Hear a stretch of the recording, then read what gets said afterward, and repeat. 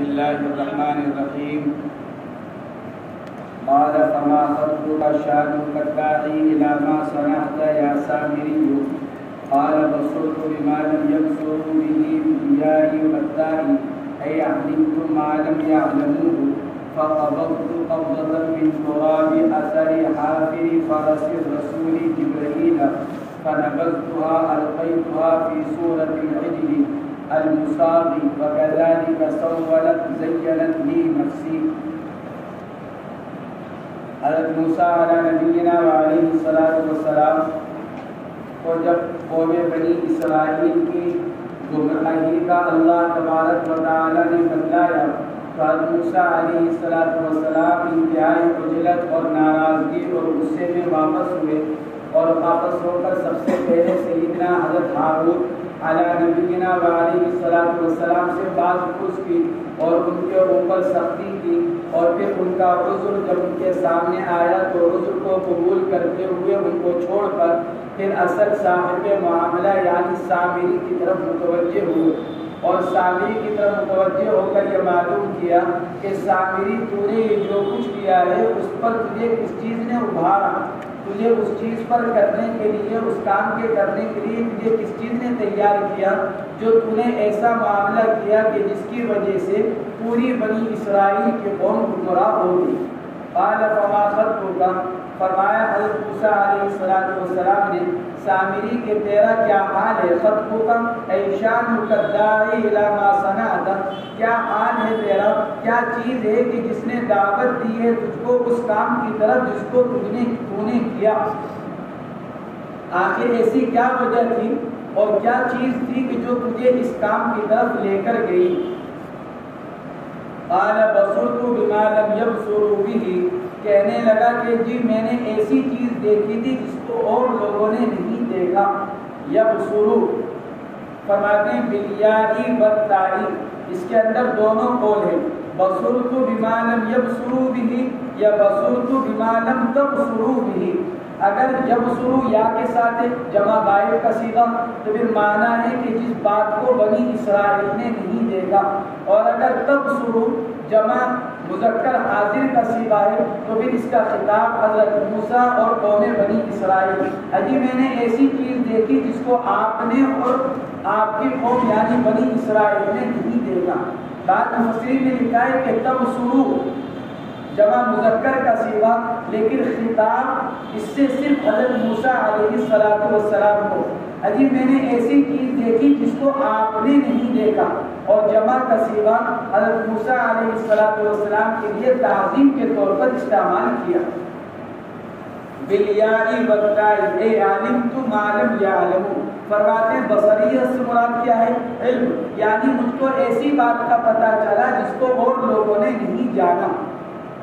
فقبضت قبضة من تراب اثر حافر فرس الرسول جبرائیل فنبذتها، پس مٹھی بھری میں نے ایک، فقبضت قبضة من تراب، پس میں نے ایک مٹھی بھر لی، من تراب مٹی کی، اثر حافر فرس الرسول جو رسول قاصد جو آئے تھے یعنی جبرائیل، کیونکہ رسول یہاں پر مطلق تھا تو رسول کی تعین کر رہے ہیں حضرت جبرائیل کے ساتھ کہ رسول یعنی فرشتہ جو جبرائیل جس گھوڑے پر آئے تھے اس گھوڑے کے پاؤں کے نیچے کی مٹی کی ایک مٹھی میں نے لے لی. فنبذتها، اور پھر میں نے ڈالا اس کو، اے القیتها فی صورت العجل المصاب، ہے تو مصاب لیکن ہونا چاہیے تھا مسوق. القیتها فی صورت العجل المصاب، بعض نسخوں میں مسوق ہے اور وہی زیادہ صحیح ہے، مصاب کے بجائے مسوق. العجل المسوق، پھر ڈال دیا میں نے اس کو اس گڑے ہوئے بچھڑے کی صورت میں، یعنی اس کے منہ میں. جو بچڑا میں نے بنایا تھا زیورات کو گلانے سے، اس بچڑے کے اوپر یعنی اس کے منہ میں نے اس مٹی کی مٹھی اس کے منہ میں ڈال دی.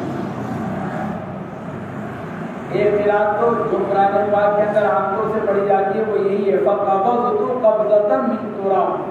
ایک دوسری قرات ہے صاد کے ساتھ، فقبضت قبضة من تراب، یہ تو ذات کے ساتھ ہے. دوسری قرات ہے صاد کے ساتھ، فقبضت قبضہ، قبضہ کے معنی آتے ہیں مٹھی کے. میں نے ایک مٹھی مٹی لی اور قبضہ ساتھ کے ساتھ ہو تو اس کے معنی آتے ہیں چٹکی کے. فقبضت قبضة من تراب، میں نے مٹی کی ایک چٹکی لی اور ایک چٹکی لے کر اس بچڑے کے منہ کے اندر ڈال دی. وَكَذَلِكَ سَوَّلَتْ زَيَّنَتْ لِي نَفْسِي، اور اسی طرح بنا دیا میرے نفس نے اس بات کو. میرے نفس نے میرے دل کے اندر یہ بات ڈالی، میرے سے کسی اور نے نہیں کہا بلکہ میرے نفس نے میرے دل کے اندر یہ بات ڈالی کہ میں ایک مٹھی مٹی لے کر اور اس بچڑے کے منہ کے اندر ڈال دوں، یہ بولنے لگے گا. وَأُلْقِي فِيهَا أَنْ آخُذَ قَبْضَةً مِّن تُرَابٍ مَا ذَكَرَ، اور میرے دل کے اندر یہ بات ڈالی گئی. یہ سولت لی نفسی کی تفسیر کہ ڈالی گئی میرے دل کے اندر یہ بات کہ میں لے لوں ایک مٹھی مٹی کی اس طریقے پر جو ذکر کیا گیا، یعنی کہاں سے لے لوں جو اوپر ذکر کیا گیا. اور پھر وَأُلْقِيهَا عَلَى مَا لَا رُوحَ لَهُ يَصِيرُ لَهُ رُوحٌ، اور پھر ڈال دیا جائے اس مٹی کو اگر ایسی چیز پر کہ جس کے اندر روح نہ ہو تو اس مٹھی کی وجہ سے اس چیز کے اندر روح پیدا ہو جائے گی. یہ میرے نفس نے مجھ کو یہ بات سمجھائی کہ پہلے تو میں ایک مٹھی مٹی لے لوں اور پھر اس کے بعد اگر اس چیز پر ڈالوں کہ جس کے اندر روح اور جان نہ ہو تو اس مٹی کی برکت سے اس بے جان چیز کے اندر جان پیدا ہو جائے گی. یہ بات میرے نفس نے مجھ کو سمجھائی.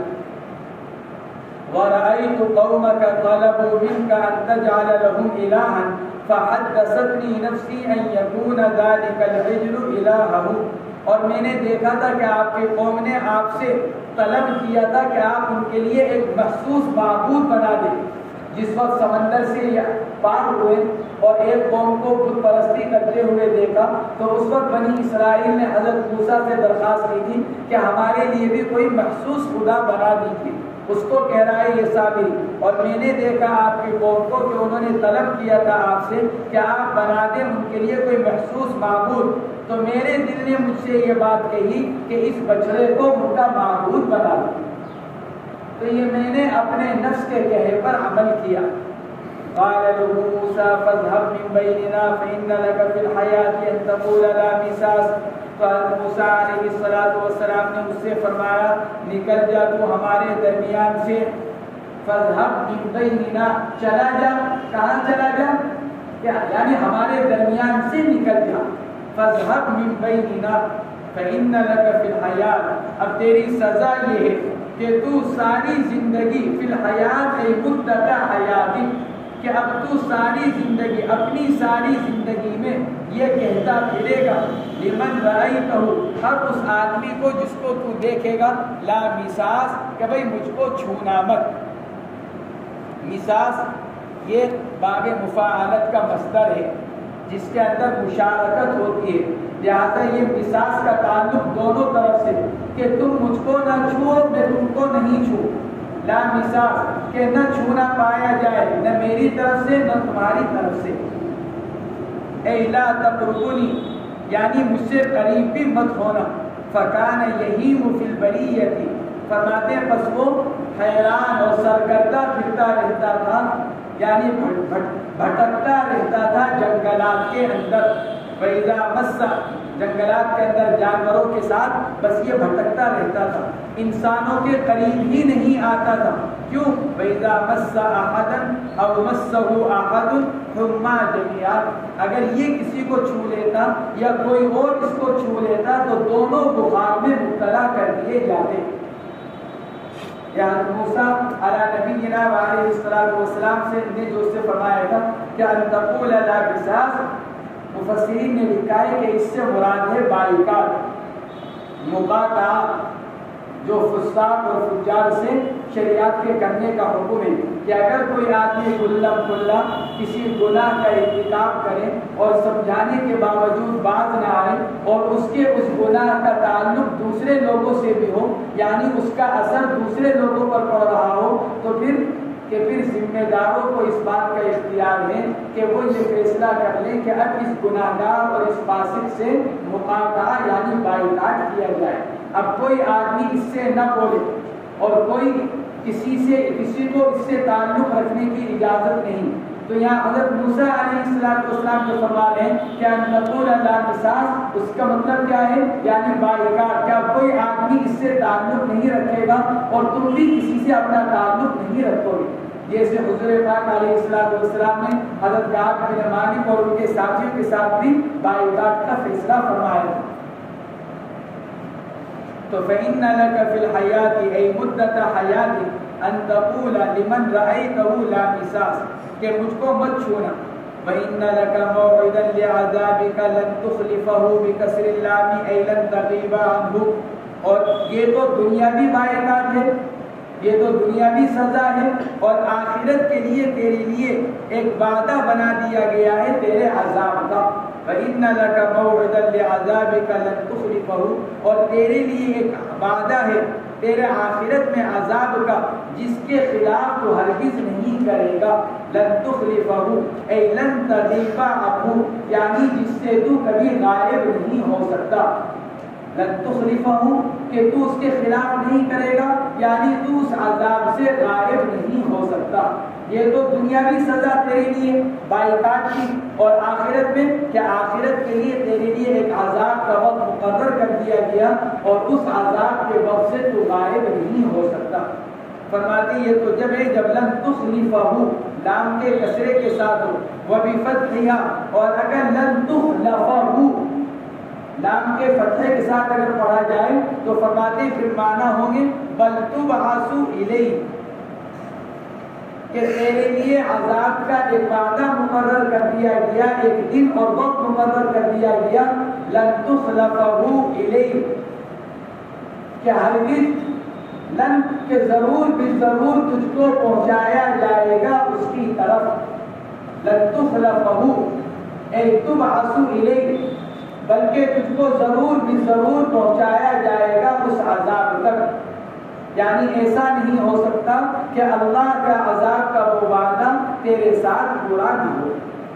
وانظر الى الهك الذي ظلت اصله ظللت بلا مين اولاهما مكسورة وحذف تخفيفا اي دمت عليه عاكفا اي مقيما تعبده. اور دیکھ اپنے اس معبود کی طرف جس پر تو جمع ہوا تھا.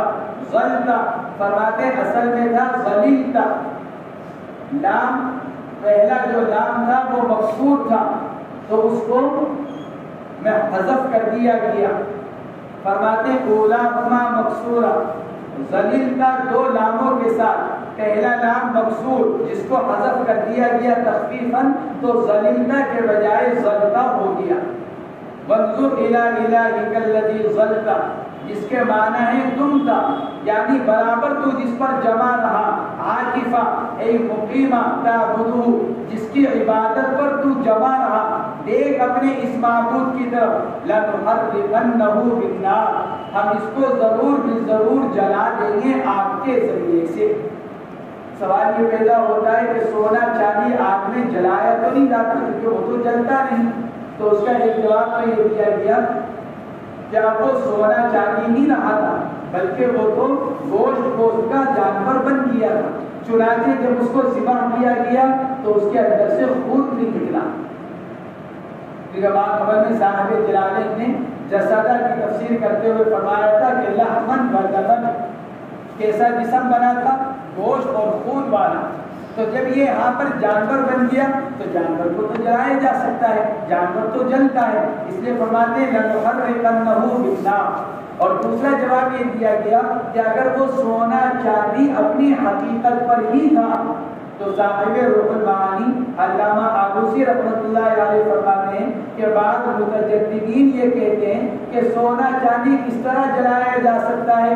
تو علامہ آلوسی رحمۃ اللہ علیہ فرماتے ہیں کہ اس سونے چاندی کو اپنے سونے چاندی پر تو قیاس کر رہے ہو. وہ سونا چاندی وہ ہے جو موسیٰ علیہ السلام کے قبضے میں ہے. جیسے موسیٰ کی لاٹھی اژدہا بن سکتی ہے تو موسیٰ اپنے اس سونے چاندی کو جلا بھی سکتے ہیں. جیسے تمہاری اپنی لاٹھی سانپ نہیں بن سکتی تو تم اپنے سونے چاندی کو اس سونے چاندی پر تم قیاس کر رہے ہو. جب تم اپنی لاٹھی کو موسیٰ کی لاٹھی پر قیاس نہیں کر سکتے تو اپنے سونے چاندی کو موسیٰ کے قبضے میں موجود سونے چاندی پر قیاس نہ کرو. کیونکہ موسیٰ علیہ السلام اللہ کے جلیل القدر پیغمبر ہیں، جب ان کی لاٹھی اژدہا بن سکتی ہے تو ان کا سونا چاندی جل بھی سکتا ہے۔ لَنُحَرِّقَنَّهُ بِالنَّارِ، ہم ضرور بھی ضرور اس کو جلائیں گے آگ میں، ثُمَّ لَنَنْسِفَنَّهُ فِي الْيَمِّ نَسْفًا، اور پھر ہم لَنَذَرِّيَنَّهُ فِي هَوَاءِ الْبَحْرِ، یعنی ہم پھر اس جلا کر اس کو اس کی راکھ کو بکھیر دیں گے سمندر میں، یعنی سمندر کی فضاؤں میں، سمندر میں اے فی هَوَاءِ الْبَحْرِ، یعنی سمندر کی فضاؤں میں کیا کر دیں گے؟ ہم اس کو بکھیر کر اس کو بالکل ختم کر دیں گے۔ وَفَعَلَ مُوسَىٰ بَعْدَ ذِبْحِهِ مَا ذَكَرَهُ، حضرت موسیٰ علیہ السلام نے اس کام کو کیا، اس بچڑے کو ذبح کرنے کے بعد، پہلے بچڑے کو ذبح کیا اور ذبح کرنے سے اس کے اندر سے خون نکلا، اور پھر اس کے بعد اس کو جلا کر راکھ کر اور پھر اس کی راکھ کو سمندر کی فضاؤں میں بکھیر دیا۔ انما الہکم اللہ الذی لا الہ الا هو وسع کل شیء علما، جزین تمہارا معبود تو اللہ ہے کہ نہیں ہے جس کے علاوہ کوئی اور معبود، تمہارا معبود تو بس وہی ایک اللہ ہے جس کے علاوہ کوئی اور معبود نہیں۔ وسع کل شیء علما، جس نے احاطہ کیا ہوا ہے ہر چیز کا علم کے اعتبار سے۔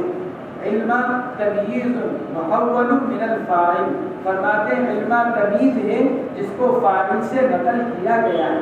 اے وسع علمہ کل شیء، اصل تو یہ مرفوع تھا فاعل ہونے کی بنا پر، پھر اس کو فاعل سے تمیز بنا کر اس کو نصب دے دیا گیا۔ فرماتے ہیں ورنہ اصل عبارت کیا تھی؟ وسع علمہ کل شیء، وسع کل شیء علما، اے وسع علمہ کل شیء، کہ گھیر رکھا ہے اس کے علم نے ہر چیز کو۔ کذالک، اے کما قصصنا علیک ہذہ القصہ، یہ جملہ مستانفہ ہے آپ صلی اللہ علیہ وسلم کو تسلی دینے کے لیے اور آپ کے معجزات کی کثرت کو بیان کرنے کے لیے۔ کذالک، جس طرح ہم نے آپ کے اوپر یہ قصہ بیان کیا، ہذہ القصہ الف لام جنس کے لیے، اس لیے کہ قصے تو 3 بیان کیے گئے ہیں۔ کون سا؟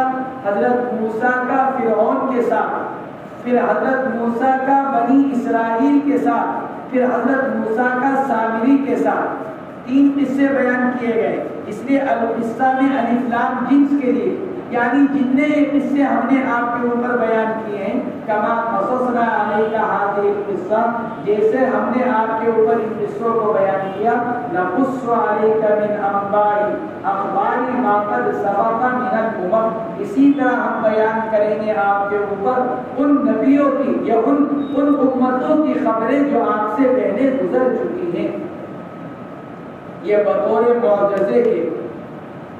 کذالک نقص علیک من انباء ما قد سبق، نبی کی اسی طرح، یعنی جس طرح ہم نے آپ کے اوپر موسیٰ علیہ السلام کے قصوں کو بیان کیا، اسی طرح ہم قصے بیان کرتے رہیں گے آپ کے اوپر ان امتوں کی خبروں میں سے جو آپ سے پہلے گزر چکی ہیں۔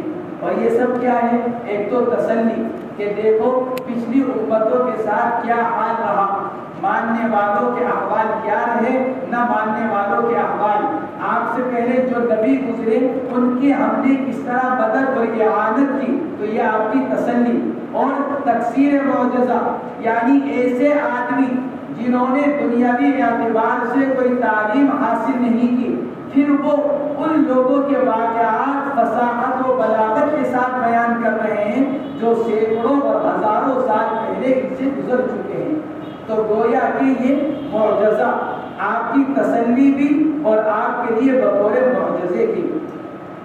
من انباء اخبار، انباء جمع نبأ کی، جیسے اخبار جمع خبر کی، ما قد سبق، ما کی تفصیل فرماتے من الامم، گویا کہ من تبعیضیہ، بعض ان امتوں کی خبریں جو آپ سے پہلے گزر چکی ہیں، چنانچہ بہت سی امتوں کے احوال بیان کیے گئے اور بہت سی امتیں ایسے ہیں کہ جن کے احوال کو ذکر نہیں کیا گیا۔ وَقَدْ آتَيْنَاكَ مِن لَدُنَّا مِنْ عِنْدِنَا ذِكْرًا قُرْآنًا، اور نبی جی دیا ہے ہم نے آپ کو اپنے پاس سے ذکر یعنی قرآن۔ قرآن کو ذکر کہا گیا کہ کیوں؟ اس لیے کہ قرآن پاک کے اندر اللہ تبارک و تعالیٰ نے اپنی نعمتوں کو کوئی بیان فرمایا، اور قرآن پاک میں اللہ نے آخرت کے گھر یعنی جنت اور جہنم کو بھی بیان فرمایا۔ تو ذکر یاد دلانا، ذکر کس کے معنی کیا ہے؟ یاد دہانی کے۔ تو قرآن کو جو ذکر کہا جاتا ہے وہ اس لیے کہ اس میں اللہ ایک تو اپنی نعمتوں کا ذکر کرتا ہے، یاد دہانی فرماتے ہیں، اور آخرت کی یاد دہانی کہ بھائی اچھے کام کرنے والوں کے لیے جنت اور برے کام کرنے والوں کے لیے جہنم۔ فرماتے ہیں ذکر القرآن من اعرض عنہ فلم یؤمن بہ، اور جو آدمی اعراض کرے گا قرآن پاک سے، تو اعراض کے تو بہت سے معنی ہیں۔ اعراض کے ایک معنی یہ ہے کہ آدمی ایمان ہی نہ لائے، چنانچہ مصنف نے یہی معنی بیان کیے، اے فلم یؤمن بہ، گویا کہ اشارہ کر دیا کہ اعراض سے مراد انکار، ایمان نہ لانا۔ اور اعراض کے ایک معنی یہ بھی ہو سکتے ہیں کہ آدمی ایمان تو لائے لیکن ایمان لانے کے بعد قرآن پاک کی تلاوت نہ کرے، یہ بھی اعراض کے اندر داخل ہے۔ اور یہ بھی ہو سکتا ہے کہ آدمی قرآن پاک کی تلاوت کرے لیکن قرآن پاک پر عمل نہ کرے، یہ بھی اعراض کے اندر داخل ہے۔ تو من اعرض عنہ مجمل ہے، مطلق، جس کے اندر اعراض کی ساری قسمیں آ سکتی ہیں۔ اعراض بمعنی انکار یعنی عدم ایمان، اور اعراض بمعنی عدم تلاوت، اور اعراض بمعنی عدم عمل، کہ قرآن پاک پر ایمان نہ لانا یا ایمان لا کر اس کی تلاوت نہ کرنا، یا تلاوت کرنے کے باوجود قرآن پر عمل نہ کرنا۔ فَإِنَّهُ يَحْمِلُ يَوْمَ الْقِيَامَةِ وِزْرًا، وہ اٹھائے گا قیامت کے دن ایک بہت بڑا بوجھ، وزرا تنویر تعظیم کے لیے، اس لیے مصنف فرماتے ہیں حملاً ثقیلا، بہت بڑا بوجھ اٹھائے گا۔ بوجھ کہیں گا اٹھائے گا، اس کی تفسیر کر رہے ہیں من الاسم من بیانیہ، بہت بڑا بوجھ گناہ کا اٹھائے گا۔ جو آدمی قرآن پاک سے اعراض کرے گا وہ کل قیامت کے دن گناہوں کا بہت بڑا بوجھ اپنے اوپر لادے ہوئے ہوگا۔ خالدین فی عذاب الوزر، ہمیشہ ہمیشہ رہیں گے وہ اس بوجھ کے عذاب میں۔ خالدین جمع کا صیغہ لے کر آئے، حالانکہ اوپر ہے مفرد کا صیغہ، فإنہ یحمل یوم القیامہ، اعرض مفرد کا صیغہ، من اعرض عنہ، اعرض مفرد کا صیغہ، یحمل مفرد کا صیغہ، لیکن خالدین جمع کا صیغہ، کس لیے؟ من اعرض عنہ، من کے معنی کی رعایت کی وجہ سے، چونکہ من کے اندر مفرد اور جمع دونوں کے معنی پائے جاتے ہیں، اس لیے اس کے معنی کی رعایت کرتے ہوئے خالدین جمع کا صیغہ لے کر آئے۔ خالدین فیہ ای فی عذاب الوزر، گویا کہ اشارہ کر دیا کہ حذف مضاف کے حذف کرنے کے ساتھ فیہ ای فی عذاب الوزر، گویا کہ لفظ عذاب مضاف یہاں پر محذوف ہے، رہیں گے ہمیشہ ہمیشہ اس بوجھ میں یعنی بوجھ کے عذاب میں۔ وَسَاءَ لَهُمْ يَوْمَ الْقِيَامَةِ حَمْلًا، اور کیا ہی برا ہوگا ان کے لیے قیامت کے دن وہ بوجھ، جو بوجھ وہ اٹھائے ہوئے ہوں گے تو وہ بوجھ ان کے لیے کیا ہی برا ہوگا۔ تمییز مفسر للضمیر فی ساء، فرماتے کہ حملہ یہ تمییز ہے جو تفسیر کرنے والا ہے ساء کے اندر جو ضمیر ہے اس کو، کیا ہی برا ہوگا، کیا برا ہوگا؟ حملہ اس کی تفسیر، برا ہوگا ان لوگوں کے لیے قیامت کے دن، کیا برا ہوگا؟ وہ بوجھ جو اٹھائے ہوئے ہوں گے۔ تو گویا کہ حملہ تمییز ہے، اور ایسی تمییز جو ساء کی ضمیر کو کی تفسیر اور اس کی وضاحت کے لیے لائی گئی۔ والمخصوص بالضم محذوف تقدیرہ وزرہم یا وزرہم، فرماتے اور مخصوص بالضم یہاں پر محذوف ہے، تقدیر عبارت ہے وَسَاءَ لَهُمْ يَوْمَ الْقِيَامَةِ وِزْرَهُمْ، حِمْلَهُمْ وِزْرَهُمْ، کیا ہی برا ہوگا ان لوگوں کے لیے قیامت کے دن ان کا بوجھ، ان کا گناہ۔ کیا چیز بری ہوگی؟ ان کا بوجھ برا ہوگا. تو فرماتے ہیں مخصوص بسبب، یعنی وہ لوگ کہ جن کو برائی کے ساتھ خاص کیا گیا، یعنی ہم ضمیر اس کو یہاں پر حذف کر دیا گیا. والمخصوص بالضم محذوف، اور تقدیر عبارت یہ بنے گی کہ وساء لهم یوم القیامت وزرهم، اور لہم میں لام بیان کے لیے، واللام للبیان، فرماتے ہیں لہم میں لام بیان کے لیے، کن لوگوں کے لیے؟ کہ ان لوگوں کے لیے. واللام للبیان. وَيُبْتَدُ مِنْ يَوْمِ الْقِيَامَةِ يَوْمَ يُنْفَخُ فِي الصُّورِ الْقَرْنِ النَّفْخَةِ الثَّانِيَةِ. یوم ينفخ فی الصور، جس دن کے سور پھونکا جائے گا. تو سور کس دن پھونکا جائے گا؟ فرماتے کہ یہ بدل ہے یوم القیامہ کا، بدل بنایا گیا ہے یوم القیامہ سے یوم ينفخ کو. تو گویا کہ یوم ينفخ بدل ہے یوم القیامت. کیا ہی برا ہوگا ان لوگوں کے لیے قیامت کے دن، بوجھ قیامت کا وہ دن جس دن کے سور پھونکا جائے گا. یوم ينفخ فی الصور، جس دن کے پھونک ماری جائے گی سین کے اندر، یعنی النفخۃ الثانیہ. اور یہ نفخہ ثانیہ کن کے لیے ہوگا؟ حشر کے لیے، حشر خلائق، تمام مخلوقات کو جمع کرنے کے لیے.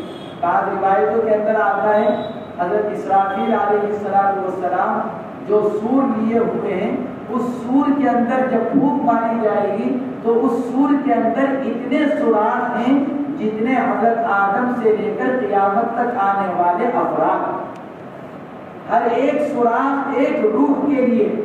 لہذا جتنے انسان دنیا کے اندر آئیں گے قیامت تک کے لیے، اتنے سوراخ ہیں اس سور کے اندر. اور اس سور کے اندر جب پھونک ماری جائے گی تو اس سے جو آواز نکلے گی، تو ہر ایک سوراخ سے جو آواز نکلے گی وہ ایک روح تک پہنچے گی، اور تمام ارواح دوبارہ زندہ ہو کر اللہ کے سامنے حاضر ہو جائیں گے. یوم ينفخ فی الصور، جس دن کے سور، جس دن کے پھونک ماری جائے گی سور کے اندر.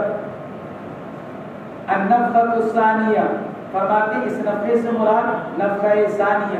وَنَحْشُرُ الْمُجْرِمِينَ الْكَافِرِينَ يَوْمَئِذٍ زُرْقًا، اور جس دن کے جمع کریں گے ہم کافروں کو، مجرم سے مراد کافر، اس دن زرقا، اس حال میں کہ ان کی آنکھیں نیلی ہوں گی.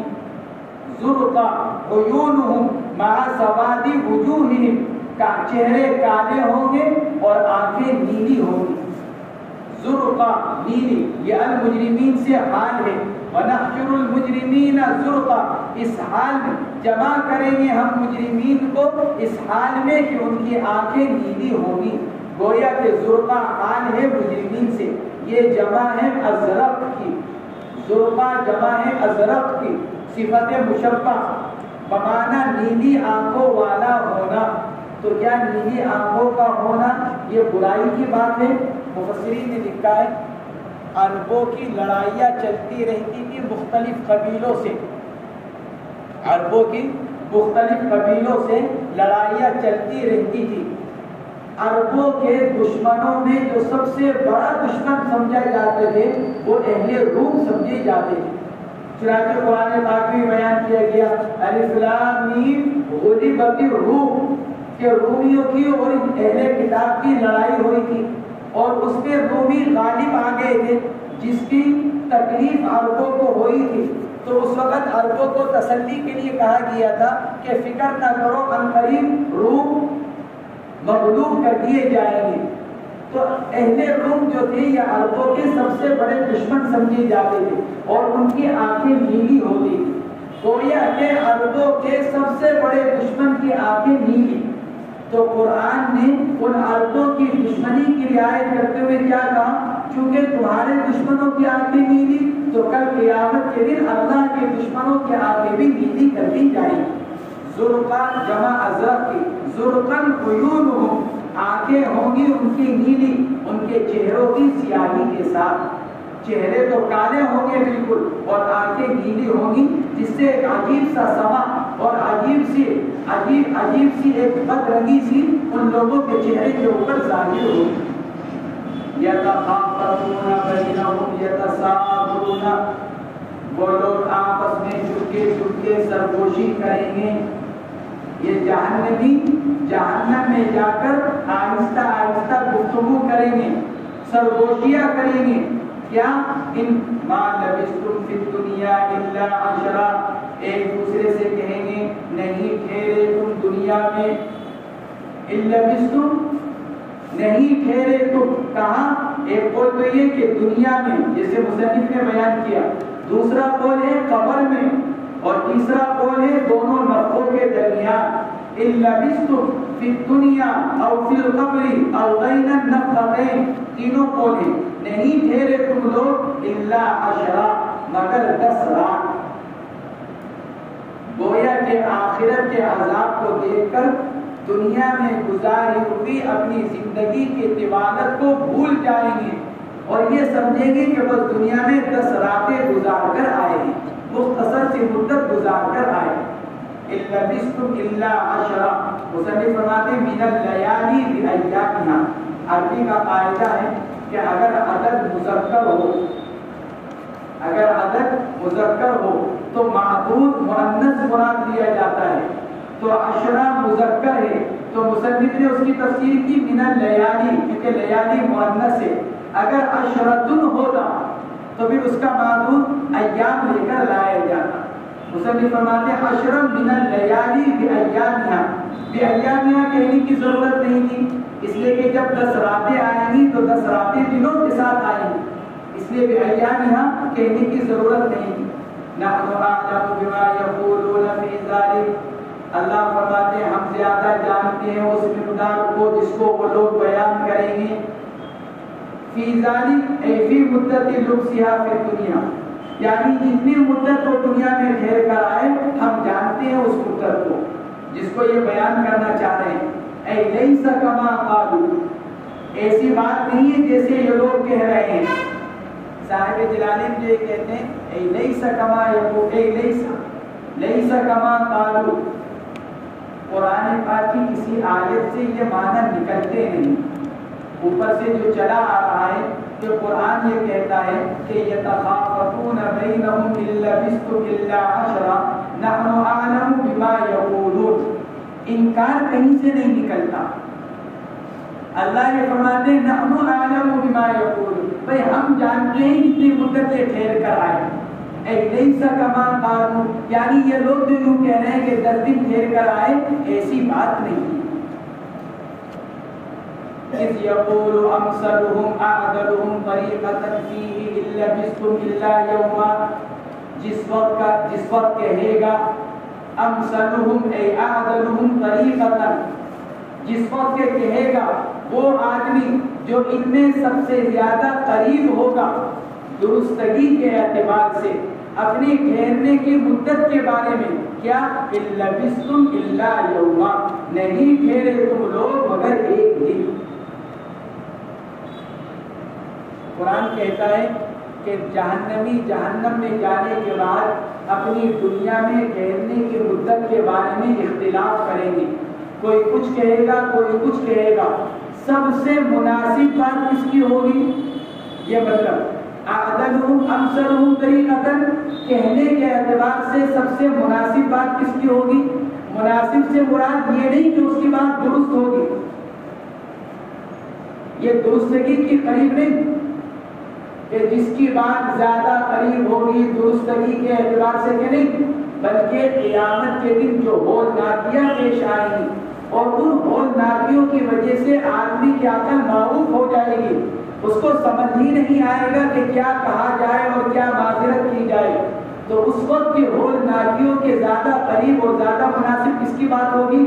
جو یوں کہے گا کہ نہیں بھائی ہم تو دنیا میں بس ایک دن کی مقدار ٹھہر کر آئے، 10 دن تو بہت ہو گئے، 10 دن کی مدت تو بہت زیادہ ہو گئی. اس آدمی کی بات زیادہ مناسب ہوگی جو قیامت کے ہولناکیوں کو دیکھ کر یوں کہے گا کہ نہیں بھائی دنیا میں تو ہم صرف ایک دن کی مدت ٹھہر کر آئے. تو یہ مطلب نہیں کہ اس کی بات زیادہ صحیح ہوگی، نہیں، بلکہ ہولناکیوں کے اعتبار سے زیادہ قریب ہوگی آخرت کے دنیا میں ٹھہرنے کے اعتبار سے.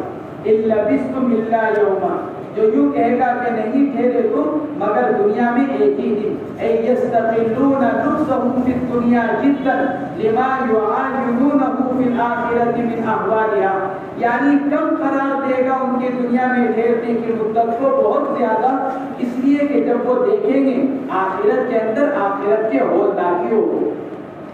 وَيَسْأَلُونَكَ عَنِ الْجِبَالِ كَيْفَ تَكُونُ يَوْمَ الْقِيَامَةِ فَقُلْ لَهُمْ يَنسِفُهَا رَبِّي نَسْفًا۔ بعض روایتوں کے اندر آتا ہے بعض کفار مکہ نے بطور استہزاء اور تمسخر کے حضور پاک علیہ السلام سے یوں کہا تھا، اچھا ہے محمد تم یہ کہہ دو کہ قیامت آئے گی، آسمان اور زمین سب ختم ہو جائے گا، یہ اتنے عظیم الشان پہاڑ کہاں جائیں گی؟ جو تم یہ کہہ دو کہ دنیا ختم ہو جائے گی، تو جب دنیا ختم ہوگی تو یہ پہاڑ کا کیا ہوگا؟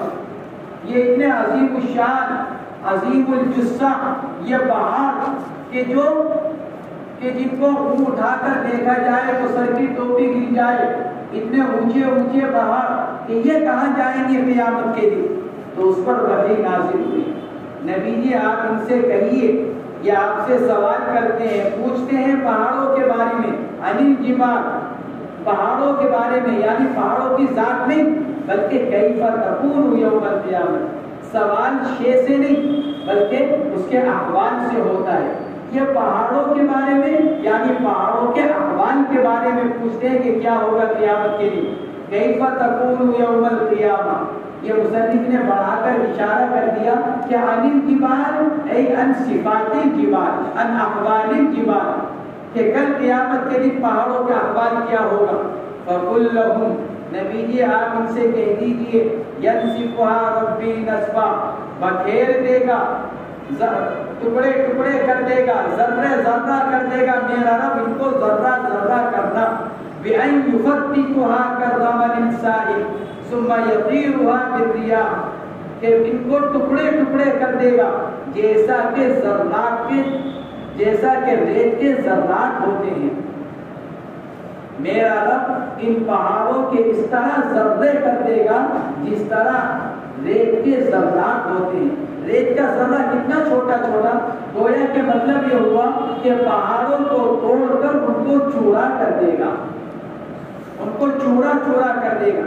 اسی لیے فقل ینسفها ربی نسفا کا ترجمہ مفسرین جو کرتے ہیں اردو کے اندر وہ کیا کہ نبی جی آپ ان لوگوں سے کہہ دیجئے کہ میرا رب ان پہاڑوں کو چورا چورا کر دے گا، یعنی ان کے بالکل ایسے چھوٹے چھوٹے ٹکڑے کر دے گا جیسے ریت کے ذرات ہوتے ہیں۔ ثم یطیرها بالریاح، پھر اڑائے گی ان کو ہوائیں، جب بالکل ذرات ہو جائیں گے تو جس طرح ہوا ریت کو اڑاتی ہے اسی طرح یہ ہوا ان پہاڑوں کے ذرات کو اڑائے گی۔ فَيَذَرُهَا قَاعًا مُنبَسَطًا صَفْصَفًا مُسْتَوِيًّا، اور پھر چھوڑ دے گا اللہ اس زمین کو بالکل چٹین صاف میدان بنا کر۔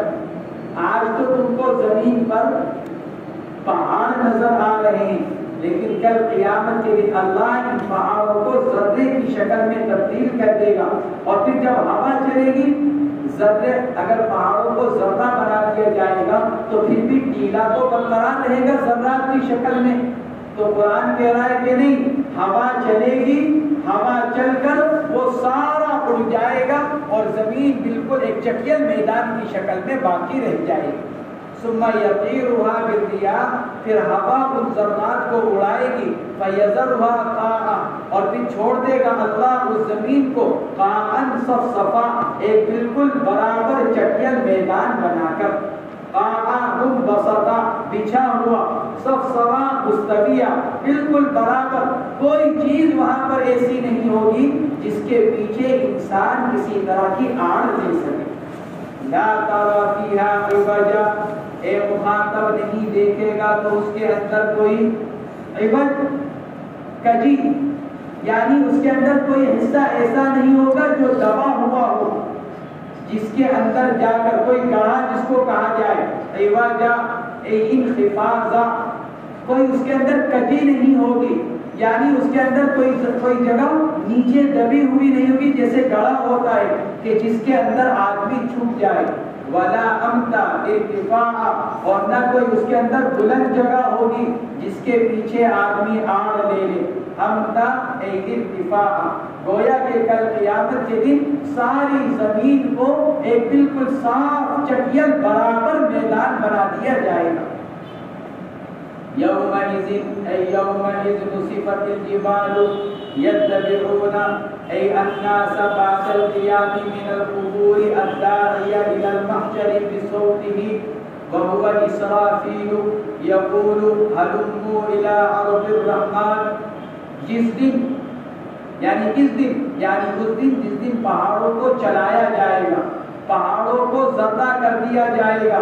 یتبعون الناس، پیچھے ہو لیں گے تمام لوگ. یتبعون اے الناس، جس دن کے تمام لوگ پیچھے ہو جائیں گے قبروں سے اٹھ جانے کے بعد. کس کے پیچھے ہوں گے؟ الداعی الی المحشر، اس کے جو محشر کی طرف لوگوں کو بلانے والا اور پکارنے والا ہوگا. الداعی یومئذ یتبعون الداعی، جس دن کے لوگ پیچھے ہو لیں گے داعی کے، دعوت دینے والے کے، پکارنے والے کے. اے الی المحشر بصوته، محشر کی طرف آواز دینے والے کے. اور وہ کون ہوگا؟ مصنف فرماتے ہیں وہو اسرافیل، پکارنے والا کون ہوگا؟ سور پھونکنے والے تو حضرت اسرافیل، لیکن کل قیامت کے دن آواز دینے والے کہ ہلموا الی عرض الرحمن، آؤ رحمان کی طرف، آج بدلہ دیا جائے گا ہر ایک کو اس کے کیے کا. یہ پکارنے والے کون ہوں گے؟ مصنف تو فرماتے ہیں پکارنے والے بھی اسرافیل ہوں گے. دوسرا قول یہ کہ منادی یعنی پکارنے والے جبرائیل ہوں گے اور سور پھونکنے والے اسرافیل ہوں گے. اور اسی قول کو راجح قرار دیا گیا.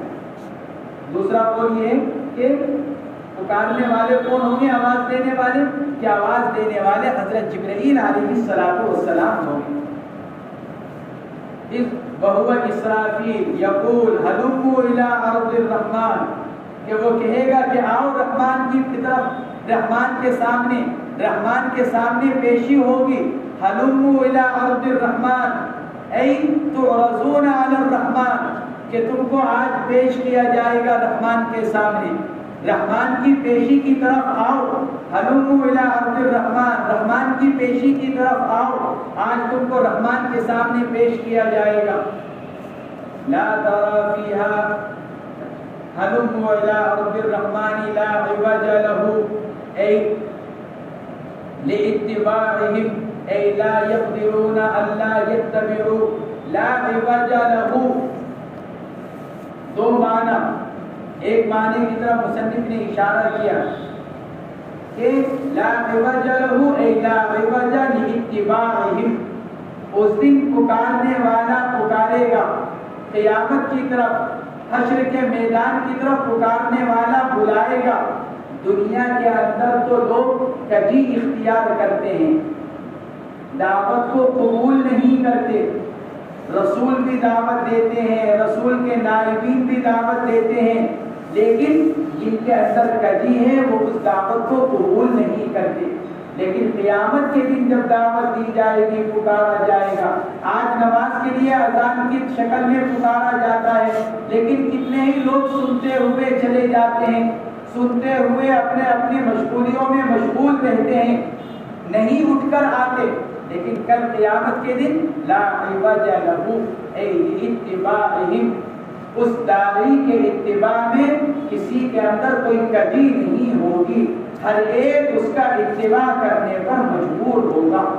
اور دوسرے معنی لا عوج له ای للداعی، اس دن داعی کی دعوت مکمل ہوگی، اس کی دعوت ناقص نہیں ہوگی بلکہ اس کی دعوت مکمل ہوگی، اور اس کی مکمل دعوت کی وجہ سے تمام لوگ اس کے پیچھے پیچھے چلیں گے.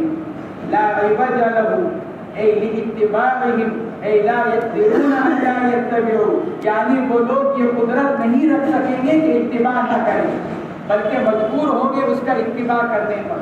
وخشعت سکنت الاصوات للرحمن، اور جھک جائیں گی، خاموش ہو جائیں گی. خشعت سکنت، سکون سے خاموش ہو جائیں گی، چپ ہو جائیں گی. اصوات، تمام آوازیں رحمان کے سامنے، کسی کی کوئی آواز نہیں نکل سکے گی۔ آج تو پکارتے ہیں، آج تو مالکوں پر چیختے ہیں اللہ کے خلاف، اسلام کے خلاف، اسلام شرائع اسلام کے خلاف آج کتنی آوازیں اٹھتی ہیں۔ کل قیامت کے دن کسی کی کوئی آواز نہیں اٹھ سکے گی، ساری آوازیں چپ ہو جائیں گی، کوئی کتنا ہی بڑا ہو۔ لیکن کل قیامت کے دن آج تو چھوٹے چھوٹے چیخ رہے ہیں اسلام کے خلاف، نعوذ باللہ اللہ کے خلاف، اللہ کے خلاف بول رہے ہیں، اس کی توہین کے الفاظ، اس کے رسول کی توہین کے الفاظ، اسلام کی توہین کے الفاظ۔ ذرا ذرا سے لوگ کیا کر رہے ہیں کہ ایک ایک جملے ان کے ایسے خطرناک، لیکن کل جب قیامت کا دن ہوگا خشعت الاصوات للرحمن، صفت اللہ کون سی بیان کر رہے ہیں؟ رحمان، دل قہار نہیں کہا، حالانکہ وہ منظر کیسا ہوگا؟ انتہائی ہولناک، قیامت کا دن ہولناکیوں والا۔ لیکن اس دن کے لیے بھی اللہ اپنی کون سی صفت کو بیان فرما رہے ہیں؟ رحمان، کہ اصل تو میں اپنی ذات سے کیا ہوں؟ رحمت والا۔ اس دن جو کچھ قہاریت کا جو اظہار ہوگا وہ کس وجہ سے؟ ان لوگوں کی اپنی برائیوں کی وجہ سے اور ان کے اپنے کفر و شرک کی وجہ سے۔ وَخَشَعَتِ الْأَصْوَاتُ لِلرَّحْمَنِ، چپ ہو جائیں گی ساری آوازیں رحمان کے سامنے۔ فَلَا تَسْمَعُ إِلَّا ہمسا، ہمسا کے دو ترجمے ہیں۔ ایک آدمی بعض اوقات کسی کے اوپر ایسا خوف طاری ہو جاتا ہے اپنے بڑے کے سامنے یا اپنے دشمن کے سامنے، اپنے بڑے کے سامنے عام طور سے، کہ آدمی بولتا ہے، زبان چل رہی ہے، ہونٹ حرکت کر رہے ہیں لیکن آواز کچھ نہیں۔ ہونٹ تو چل رہے ہیں، ہونٹوں کے چلنے کی حرکت، لیکن زبان سے کوئی آواز نہیں نکلتی۔ تو ہمسا کا ایک ترجمہ تو کیا گیا کہ ہونٹوں کی چلنے کی آواز کے علاوہ، ہونٹوں کی حرکت کی آواز کے علاوہ کوئی اور آواز اے مخاطب تم نہیں سنو گے۔ فلا تسمع الا ہمسا، نہیں سنے گا اے مخاطب تو مگر ہونٹوں کی حرکت کی آواز۔ اور دوسرا ترجمہ ہمسا کا مصنف نے کیا، صوت وقت الاقدام فی نقلها الى المحشر کصوت خفاف الابل فی مشیتها۔ کل قیامت کے دن صرف آواز جو ہوگی وہ کس کی ہوگی؟ بس لوگوں کے چلنے کی آواز ہوگی، پاؤں اٹھانے کی، پاؤں رکھنے کی جو آواز ہوتی ہے، بس کل قیامت کے دن صرف یہ آواز ہوگی، اس کے علاوہ کوئی اور آواز قیامت کے دن نہیں ہوگی۔ فرماتے ہیں صوت وقت الاقدام، چلنے کی، پاؤں اٹھانے کی آواز ہوگی لوگوں کے محشر کی طرف چلنے میں، کصوت خفاف الابل فی مشیتها، جیسا کہ اونٹ کے چلنے کی پاؤں کی آواز ہوتی ہے اس کے چلنے کے وقت میں۔ یومئذ لا تنفع الشفاعة احدا، جس دن کے نہیں نفع دے گی کسی شفاعت کسی کو بھی۔ یومئذ لا تنفع الشفاعة احدا، جس دن کے نہیں نفع دے گی شفاعت کسی کو، الا من اذن له الرحمن ان یشفع له، مگر یہ کہ اجازت دے گی ہو رحمان نے کسی کو کہ اس کے لیے شفاعت کی جائے۔ کسی کے حق میں کوئی شفاعت فائدہ نہیں دے گی سوائے اس آدمی کے جس کے لیے اللہ نے اجازت دی ہوگی کہ بھئی آپ لوگ ان کے بارے میں شفاعت کر سکتے ہو۔ بعض لوگوں کے بارے میں شفاعت کریں گے لیکن شفاعت کام نہیں دے گی۔ ہاں کام کب دے گی؟ اللہ بلائیں گے حضرات انبیاء کرام کو، آپ شفاعت کرو ان کے بارے میں، تو جن کے بارے میں اجازت دی جائے گی ان کے حق میں نبیوں کی شفاعت کام دے گی۔ علماء کو بلایا جائے گا، شہداء کو بلایا جائے گا، حفاظ قرآن کو بلایا جائے گا۔ حفاظ قرآن سے کہا جائے گا اپنے گھر والوں کے بارے میں شفاعت کرو، تو یہ اپنے گھر والوں کے بارے میں شفاعت کریں گے وہ کام آئے گی۔ لیکن یہ حافظ کسی اور کے بارے میں شفاعت کرنے لگے تو اس کے بارے میں اس کی شفاعت کو قبول نہیں کیا جائے گا۔ یومئذ لا تنفع الشفاعۃ الا من اذن له الرحمن ورضی له قولا. اور اس آدمی کے بارے میں شفاعت نفع دے گی جس کے بارے میں جس کی بات سے اللہ راضی ہو چکے ہوں گے. یعنی شفاعت کس کے بارے میں کی جائے گی؟ بأن یقول لا الہ الا اللہ. کل قیامت کے دن شفاعت کے لیے اجازت یا شفاعت کی اجازت اسی آدمی کے حق میں دی جائے گی جو دنیا میں کلمہ پڑھ کر گیا ہو. وَرَضِيَ لَهُ قَوْلًا. خلاصہ یہ ہوا کہ کل قیامت میں اول تو کسی کے لیے شفاعت کرنے کی اجازت نہیں دی جائے گی. پھر شفاعت کرنے کی اجازت بعض لوگوں کے حق میں دی جائے گی، لیکن وہ بعض لوگ وہ ہوں گے جنہوں نے دنیا میں کلمہ پڑھا ہوگا. گویا کہ کل قیامت کے دن ان لوگوں کے بارے میں جنہوں نے دنیا میں ایمان قبول نہیں کیا ان کے حق میں کوئی بھی گواہی دینے والا اور شفاعت دینے والا موجود نہیں ہوگا.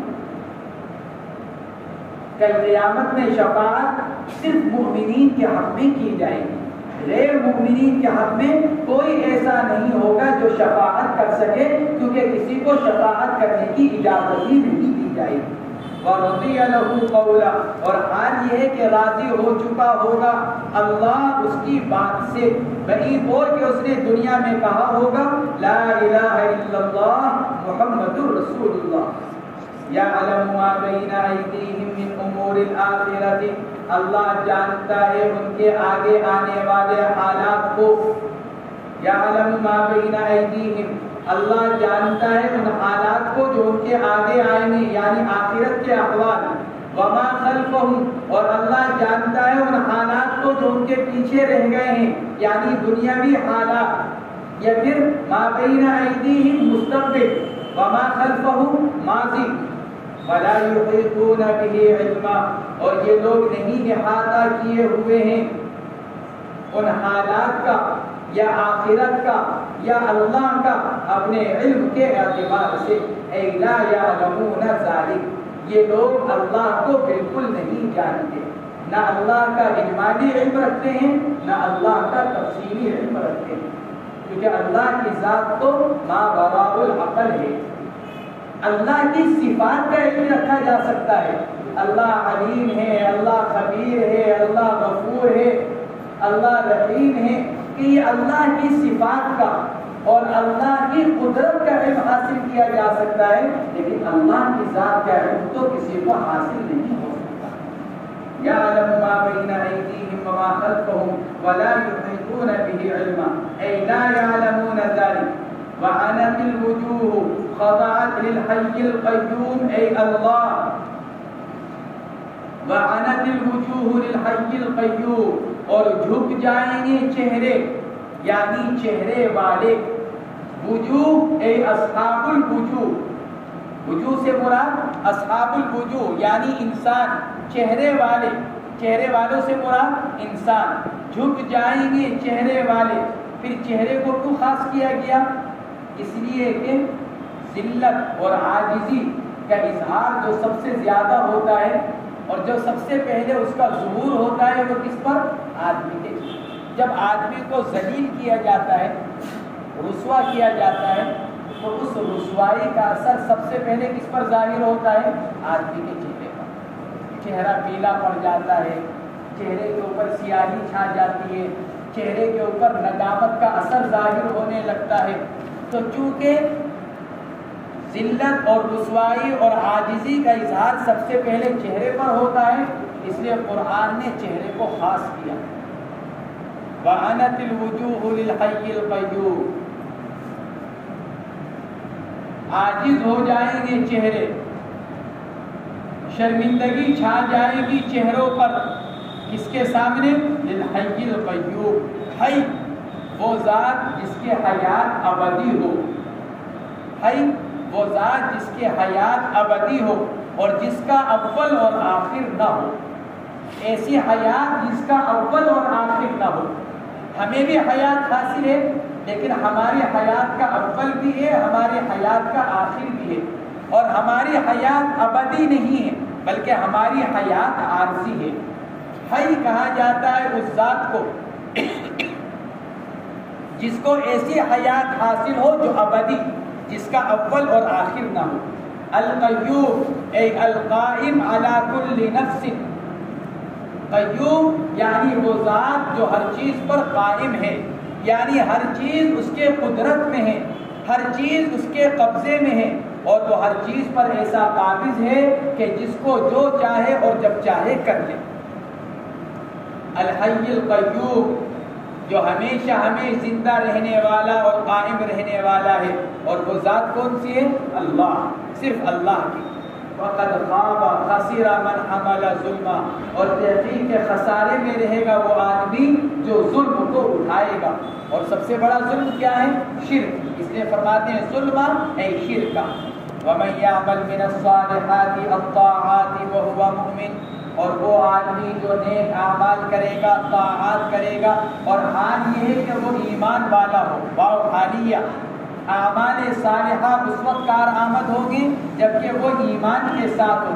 فلا یخاف ظلما، وہ نہیں ڈرے گا کسی زیادتی سے، بزیادۃ فی سیئاتہ، کیا مطلب کہ اس کے اوپر کوئی ظلم نہیں ہوگا، یعنی اس کی برائیوں میں کوئی اضافہ نہیں کیا جائے گا۔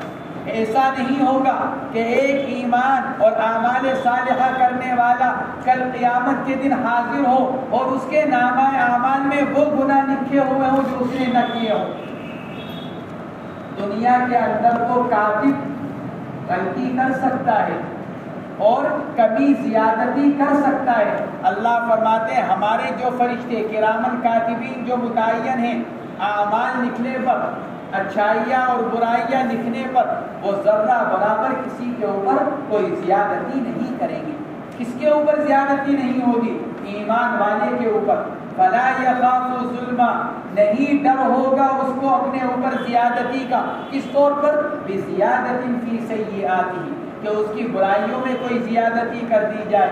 ولا حظما، اور اس کو کوئی ڈر نہیں ہوگا کسی کمی کا، بنقص من حسناتہ، زیادتی سیئات میں، کمی حسنات میں، یعنی اس کو یہ ڈر نہیں ہوگا کہ اس کی نیکیوں کو کم کر کر لکھ دیا جائے گا۔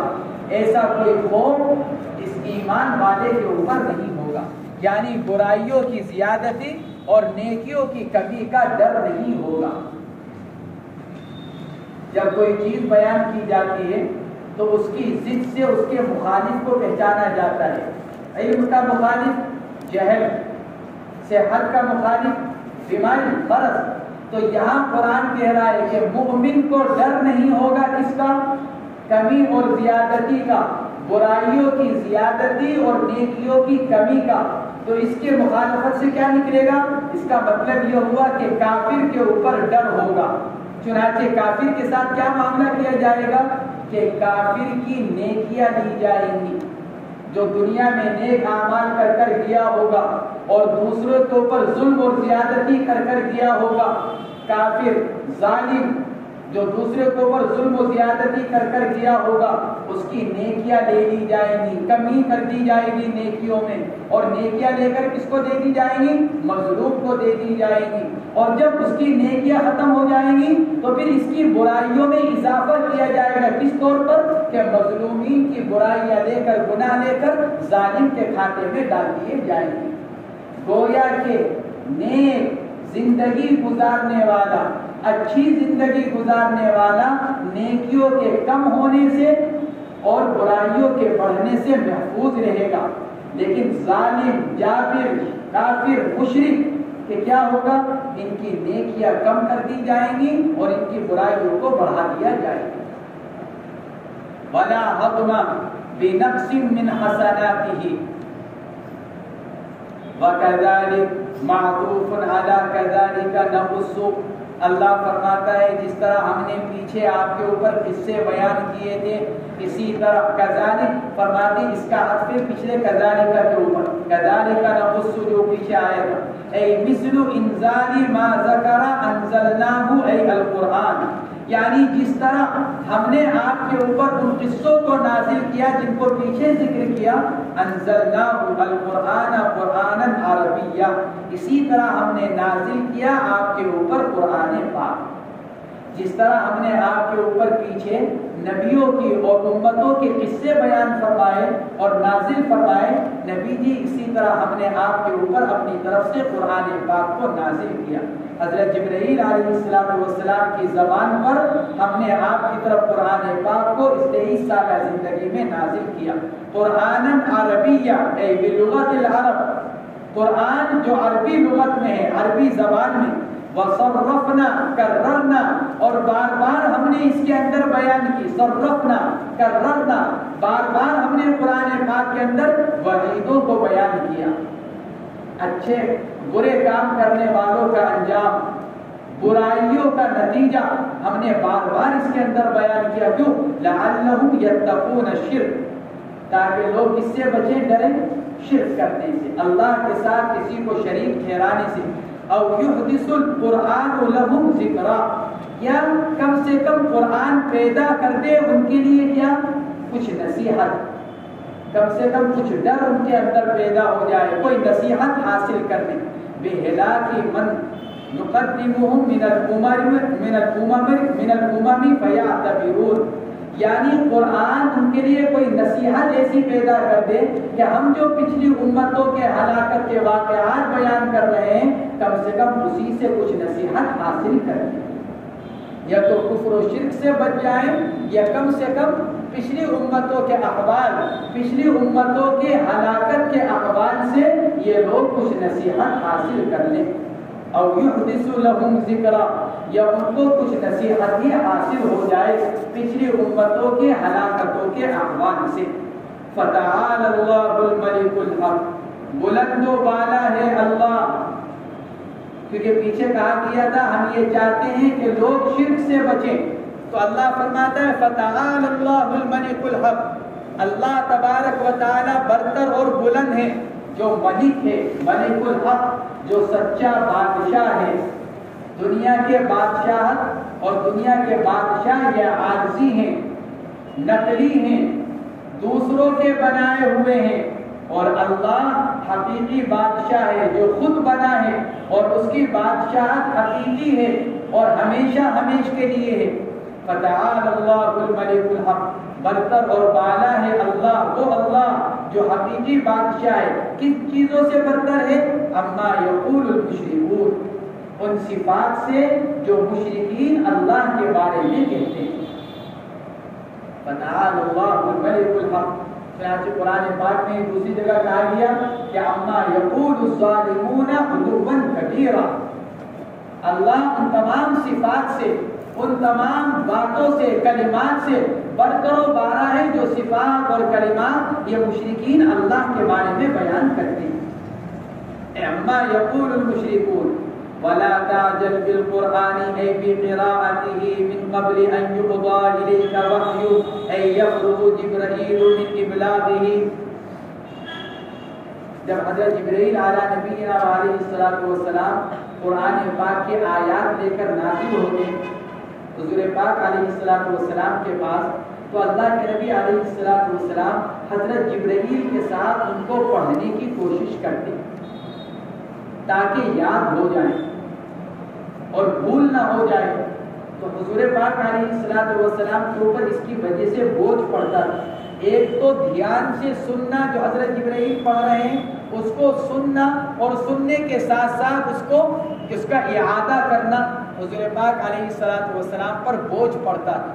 قرآن پاک نازل ہوا، نبی جی لا تعجل بالقرآن، آپ قرآن پاک پڑھنے میں جلدی نہ کریں۔ لا تعجل بالقرآن اے بقراءۃ القرآن، گویا کہ قراءت مضاف محذوف ہے۔ لا تعجل بالقرآن اے بقراءۃ القرآن، نبی جی آپ جلدی نہ کریں قرآن پاک کے پڑھنے میں۔ کیسے؟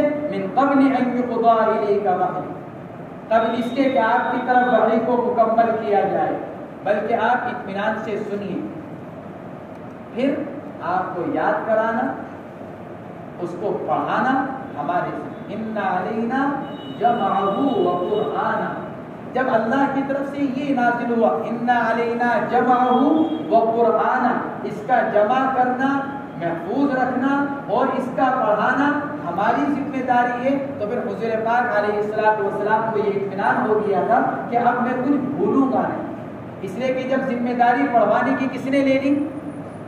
جیسے بچہ ہوتا ہے، بچے کو یہ اطمینان ہوتا ہے کہ مجھ کو کون پڑھوا رہا ہے، حافظ جی بچے کو ایک ایک جملہ کر کر پڑھواتے ہیں تو بچہ مطمئن، بچہ ادھر بھی دیکھ رہا ہے ادھر بھی دیکھ رہا ہے، لیکن اس کو اطمینان کیا ہوتا ہے؟ حافظ جی پڑھوا رہے ہیں، لہذا غلطی نہیں ہوگی، کچھ چھوٹے گا نہیں۔ تو حضور پاک علیہ السلام کو یہ اطمینان ہوا ان علینا جمعہ و قرآن کے نزول کے بعد کہ جب اللہ نے یہ ذمہ داری لے لی ہے تو اب میں کچھ بھولوں گا نہیں اور پڑھنے سے کچھ بچے گا نہیں۔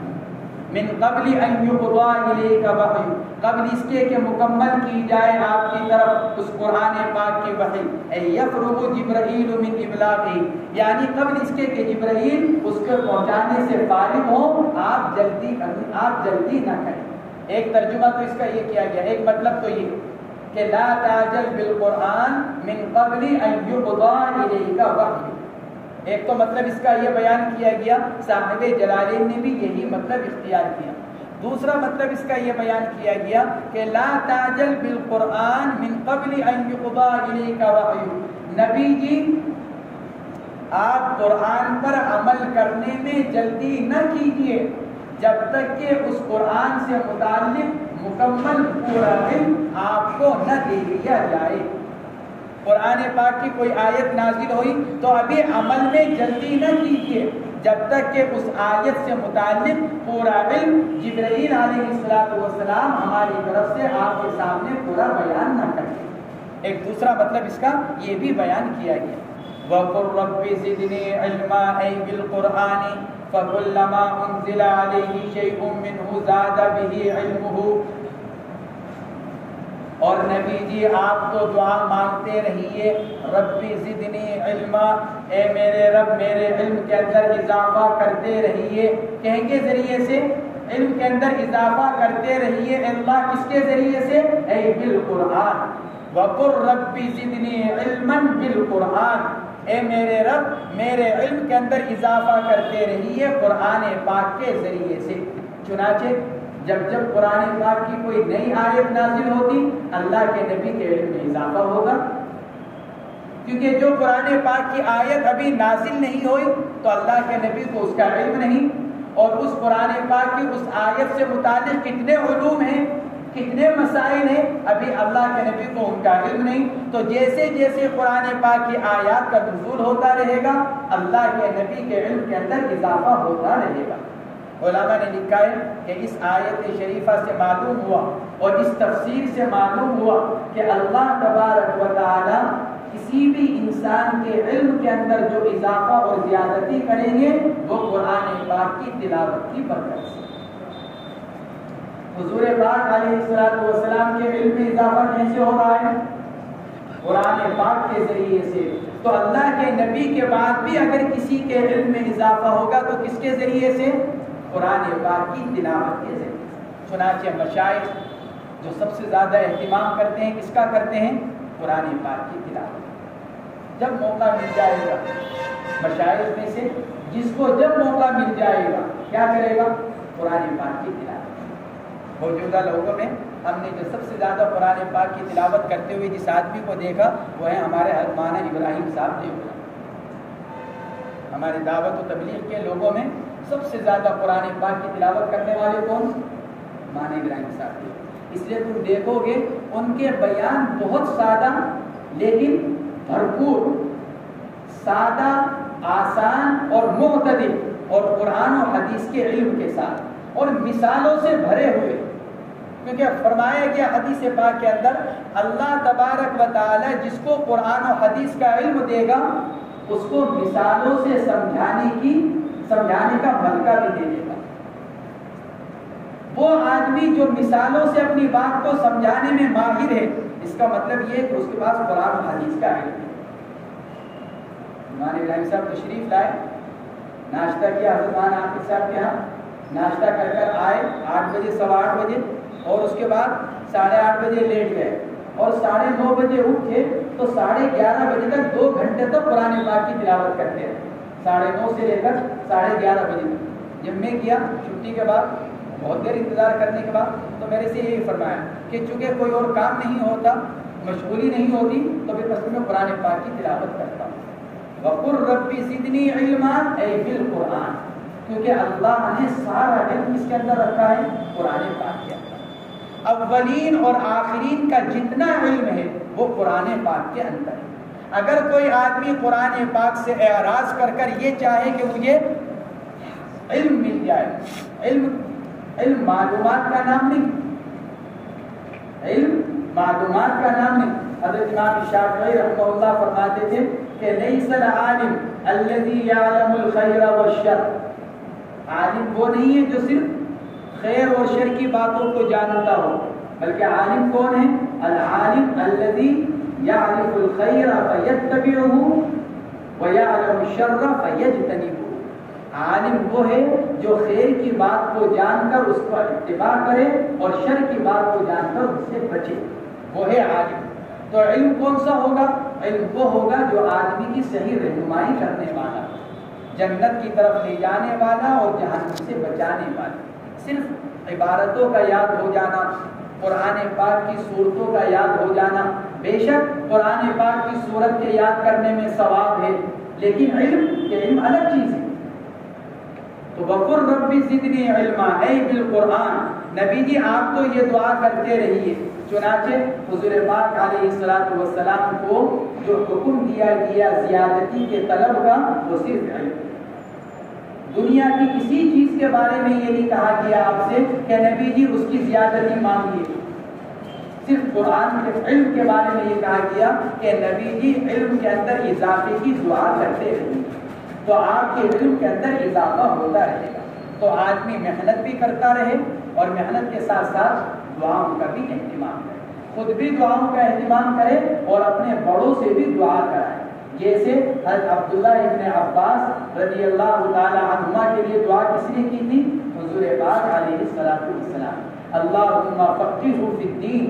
یا آپ نے دعا دی تھی حضرت عبداللہ ابن عباس رضی اللہ تعالی عنہما، تو عبداللہ ابن عباس نے خدمت کی تو خود دعا کریں اور اپنے بڑوں سے دعا کرائیں۔ بڑوں سے دعا کرانے کا کیا مطلب؟ بڑوں سے دعا کرانے کا مطلب یہ نہیں کہ ہم جا کر درخواست کریں، وہ تو ان کی ایک زبانی دعا ہوگی۔ علماء نے لکھا ہے کہ بڑوں سے دعا کرانے کا مطلب یہ ہے کہ ہم بڑوں کے ساتھ ایسا معاملہ خدمت کا اختیار کریں کہ خود بخود ان کے دل سے دعا نکلے۔ جیسے حضور پاک علیہ السلام سے حضرت عبداللہ ابن عباس نے دعا نہیں منگوائی کہ اللہ کے نبی میرے لیے علم کی دعا کر دیجیے، بلکہ خدمت کی رات میں، تو رات کی خدمت سے اللہ کے نبی کے دل سے خود بخود دعا نکلی، اللہم فقہہ فی الدین۔ ایک ایک کہنے پر، درخواست پر دعائیہ الفاظ کا زبان سے نکلنا، اور ایک ہے کسی بڑے آدمی، کسی نیک آدمی کی دل سے دعا کا نکلنا، اس کی خدمت کو دیکھ کر، اس کی خدمت کو دیکھ کر، اس کی صلاحیت کو دیکھ کر، اس کی صالحیت کو دیکھ کر، اس کی نیکی کو دیکھ کر کسی بزرگ کی، کسی استاد کے دل سے دعا نکلے گی، اللہ تبارک و تعالیٰ اس دعا کو قبول فرمائے گا۔ تو وَقُلْ رَبِّ زِدْنِي عِلْمًا اے بالقرآن فَكُلَّمَا أُنزِلَ عَلَيْهِ شَيْءٌ مِّنْهُ زَادَ بِهِ عِلْمُهُ۔ لہذا جب اللہ کے نبی کے اوپر قرآن پاک کا کوئی حصہ نازل کیا گیا تو اس قرآن پاک کے حصے کے ذریعے سے آپ کے علم کے اندر اضافہ اور زیادتی